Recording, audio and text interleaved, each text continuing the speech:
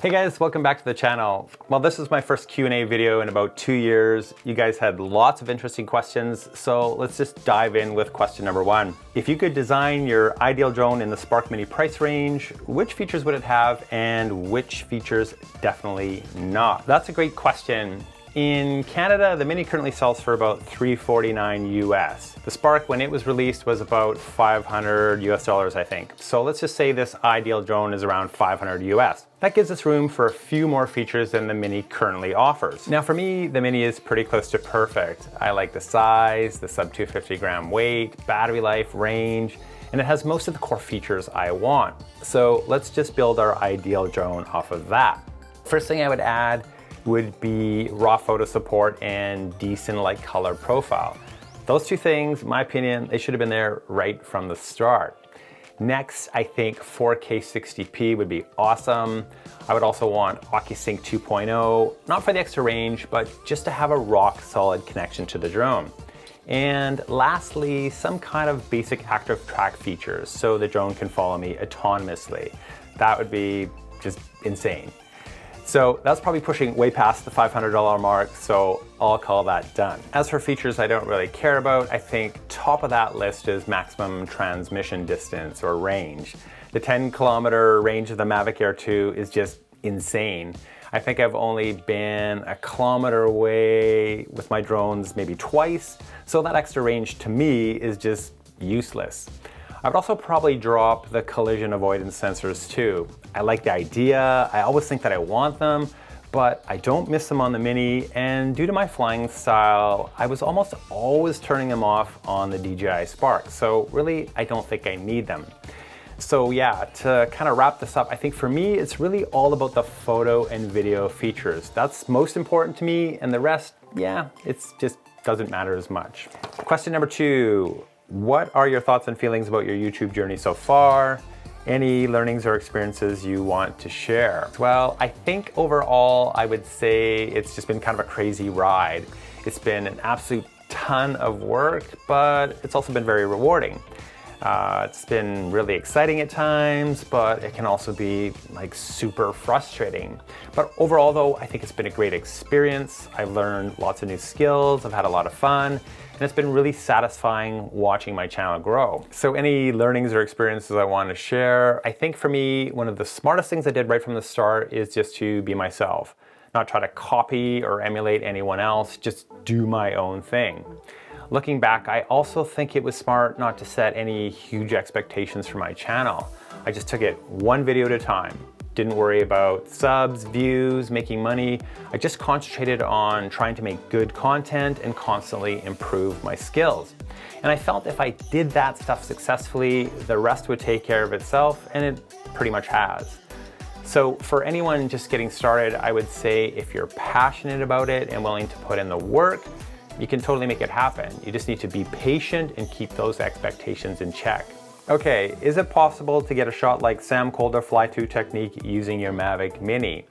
Well, short answer, yeah, absolutely. Why not? Long answer, I think the Mini offers two distinct advantages for doing fly-through type shots. One, it's small, so it can fit a lot of places the bigger drones just can't. And two, it's relatively inexpensive.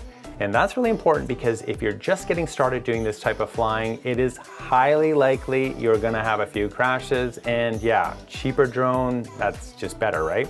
All right, next one. What motivates you about photography and videography that newcomers can draw on your experience? Well, for me, I think there is a big satisfaction in just creating something. You know, you get that perfect shot, that perfect picture, or that awesome piece of footage. For me, that in itself is just a really great feeling. I think too though, with video, there's something even more magical about gathering all this footage and stringing it together in the edit and producing something that tells a story or teaches something new. I think it's a really cool feeling, and I really like the satisfaction that comes with that. But ultimately though, I think there's this intrinsic motivation that just comes from the simple act of creation. And then when others enjoy and appreciate what you've created, I think there's a lot of motivation in that. So yeah, that's kind of it for me. Is it worth for you, me I suppose, upgrading from Mavic Mini to a Mavic Air 2, or for casual enthusiasts going from Spark to Mavic Air 2 when on a tight budget? The Mavic Air 2 would definitely be a good upgrade for me. I would love to have features like 4K video, HDR photos, and active track to name a few, but on the flip side, I'm actually really happy with my Mavic Mini. It was a good upgrade from my Spark, and as much as I'd love to have some additional features, I certainly don't feel like it's holding me back. So for now, I'm sticking with my Mavic Mini. For casual enthusiasts, well, the Mavic Air 2 would be a really big upgrade from the Spark. But at twice the price of a Mavic Mini, I'm not sure that fits a tight budget. When I'm usually asked about upgrades and stuff, I typically tell people the same thing. Just buy whatever best suits your needs and your budget. Then get out there and just fly like crazy, because a year from now, there's gonna be something new, something even better, and you're gonna get tempted. So if it fits your needs, fits your budget, just go for it. Okay, any tips on setting white balance correctly? I often get it wrong between my phone, drone, and GoPros. Seems like a bit of a dark art. Is it easier using the eyepiece / mini monocle gadget you look at your screen with? I think the main thing to remember with white balance is don't use auto white balance. Even if you set your white balance wrong per se, it's so much easier to correct it in post if it's consistent. Don't get too hung up on perfect color in camera. Just get it close and make sure it's set manually so it doesn't fluctuate. If your device has white balance presets like daylight, cloudy, shade, that sort of thing, just choose the appropriate one for your lighting conditions and you're good to go.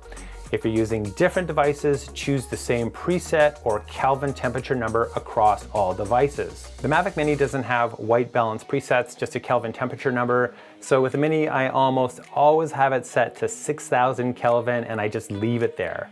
That setting is typically a good match for the middle of the day light that I tend to shoot in most often. If I'm shooting under different light, I'll just adjust the setting on the Mini until it looks good to my eye. And that's typically pretty good. And that's where this device comes in. This is a loupe, and the size of this one is meant for the back of camera screens, but it does work pretty well with my iPhone too. And really, I'm just using it to see my screen under bright conditions so I can check that my exposure and white balance look good. I'll put a link in the description if you want to check it out. Have you been back to look for Sparky since she flew off jilted on your wedding day? Well, that's awesome, good memory. For those of you who don't know the backstory, I lost my first drone, the DJI Spark, on my wedding day in 2017. Long story short, I just put it up to take a few pictures, a bit of video, it glitched, I lost control, and the wind pushed it out of range. It was my wedding day, so I couldn't really search for it that day, but we came back the next day, gave it a good try, but came up empty. I'll link the video up here if you want to have a look at it. Anyhow, we visit the area every year, but I have never gone back to look for it. Even though the odds of finding it are really small, I still feel like I want to take one last look. I think it'd be just totally unbelievable to find it and see if it still works. And if I ever do decide to go look for it, I will definitely be making a video and I will share it with all of you. I've seen a lot of drone fail videos. What's been your worst? Wow, oh boy. Well, I've never talked about this before, but my worst crash of all time came on the same day I pulled my Spark out of a bag of rice that it had been sitting in for 2 days, drying out from another crash. I did a whole video on that. I'll put a link up here if you want to check that out. So here's the setup. I'm on summer vacation. I just lost 3 days of shooting because I crashed my Spark. I just get it back up in the air and I'm eager to make up for lost time. It's closing in on sunset. Molly, Jen, and I are down at the river so I can just get some footage. And I get the drone up and really there's nothing good. The light is terrible, the scenery is terrible. So I get this stupid idea that I'm gonna go fly my drone under a bridge and capture something awesome. So I line it up, I take a few practice runs and everything is looking good. So I just go for it. Things are going just fine and then boom, compass error. The drone moves erratically, my iPhone screen goes dark, and I can no longer hear or see my Spark. I called my wife Jen, she doesn't have eyes on it either, so yeah, it's in the river. I'm so mad at myself, thinking for sure I've finally killed my Spark. Regardless though, I want the body back, so I wade into the river to where I think it might be. Probably within 2 minutes of searching, I look down and I see my Spark nose down, battery lights still blinking in about 1.5 feet of water. I pluck it out and I wade back to shore. So long story short, Sparky goes back in the bag of rice, and 2 days later, unbelievably, it's back in the air like nothing happened. If Jen wasn't there and grabbed some footage of me coming out of the river, I don't think I would have believed this story either. But yeah, it's true, it's amazing, also stupid, but my Spark is still flying. I use a drone at work, the DJI Mavic 2 Pro. Can you tell me why my boss won't get the company to spend the $2K for me to get a drone pilot's license out of our $13 million budget? Well, I honestly don't really want to touch this one, but let me just say, if I was your boss, I would totally invest the $2K in you to get your drone pilot's license. Seems like a no-brainer to me, and depending on where you live, it could actually be a legal requirement. So yeah, good luck with that one, and I do hope your boss comes around to the idea. How to increase altitude in DJI Mavic Mini. Please make a short video on it. The default maximum flight height for the Mavic Mini is 120 meters. It can be increased up to 500 meters in the DJI Fly app by going into settings, safety, and adjusting the max altitude. However, doing this may violate your country's drone laws, so be sure to check that before making any adjustments. Okay, last question. Where is your favorite place to mountain bike? And what is the most challenging route you have ever done? Also, is there any such thing as owning too many bikes? Well, I think one of my favorite mountain biking spots is in Rossland, British Columbia, Canada. It's a little mountain town nestled in the southern interior of British Columbia with a population of around 4,000 people. It's a really great place because they have an amazing variety of trails that are just impeccably maintained, and they cut through some really gorgeous scenery. They are constantly adding new stuff, so the riding just gets better and better every year. I just love going there. Rossland is also home to the epic 7 Summits Trail, which is probably, well, no doubt, the most challenging ride I've ever done.